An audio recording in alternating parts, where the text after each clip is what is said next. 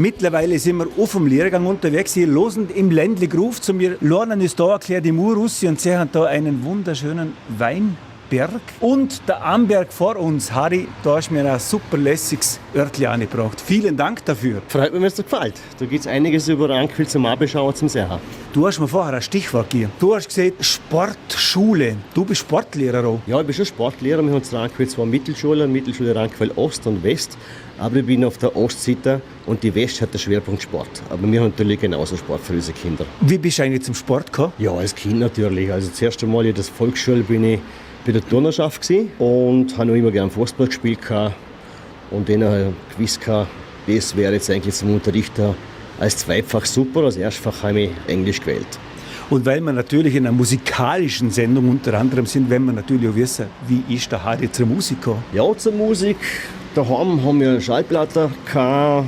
Damals ist das erste Jahr, wo wir noch ganz klein sind. Erst da Peter Alexander und Heinti und Freddie Quinn und so Sachen gegeben. Später haben wir den anderen Geschmack entwickelt und selber dann die ersten LPs gekauft und haben immer gern gesungen. Und wir haben 1975 einen Wettbewerb zu Rankwil ausgeschrieben gesehen. Und da haben viele Junge von uns mit da, also alle so in meinem Alter umeinander. Und da sind wir dann im Phänomenalsaal da auftreten. Und eine damalige Topband von Vorarlberg, die Tornados, haben die Songs alle mit Gehör eingeschrieben.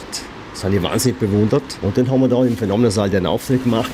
Und da haben wir gedacht, boah, das möchte ich eigentlich auch können. Songs einfach anhören und nachher einstudieren können. Du hast damals jetzt kein Songbuch gegeben, kein Internet zum Nachschauen, hast keine Griffe, Chords anschauen können, nichts. Und Text auszuschreiben, gerne. Wow, das ist super. Und dann bin ich zum Musiker. Und will jetzt ich da gerade die Bretter da sehe ich. Da diese Dachbeplankungen, sage ich jetzt einmal, fällt mir gleich eine CD ein. Ich habe ein Brett. Da hast du einen Song geschrieben über «Ich habe ein Brett». Um was geht es da genau? Ja, «Ich habe ein Brett» ist ein Ausdruck für jemand, der zu viel Alkohol gekriegt hat und mehr oder weniger freiwillig angelassen hat. Der Song habe ich dann beim ORF einmal vorgestellt, 2002. Und da haben wir gespielt beim allerersten Schnabel. Und ein paar Jahre später, 2008, 2009, haben wir spielen beim Ranchler Jedermann vor dem Basilikaplatz. Den hören wir uns gerade an. Ich schrieg am Morgen auf und schau, wie sportsablöd das all der Wecker geht. Der Weg zu Wiener, aber der ist nicht so weit. Und ich dreh mich nochmal um und drum dort weiter, wo ich aufgehört han. Dann war ich wieder auf, ich krieg einen Schock zum Schaffen, ist es ein Sport, am Bienenschwarm im Kopf und im Dünndarm am Knopf. Aber so am Morgen frage ich mich, denn bin ich nur so beieinander anziehen kann. Ich hab ein Brett, ich hab einen Knaller und meine Zunge komm los, lalalala. Ich hab einen Dampf aus meiner Schießung, so kann ich unmöglich unterblüht.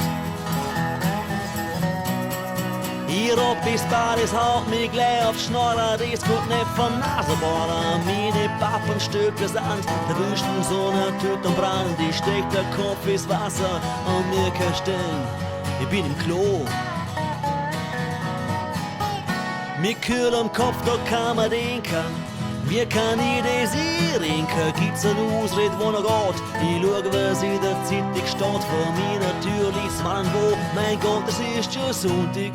Bin ich froh. Ich hab ein Brett. Ich hab einen Knaller. Und meine Zunge kann bloß lalala. Ich hab einen Dampf, was mir schießt. So kann ich unmöglich unterglüht. Ich hab einen Dampf, was mir schießt, so kann ich unmöglich unter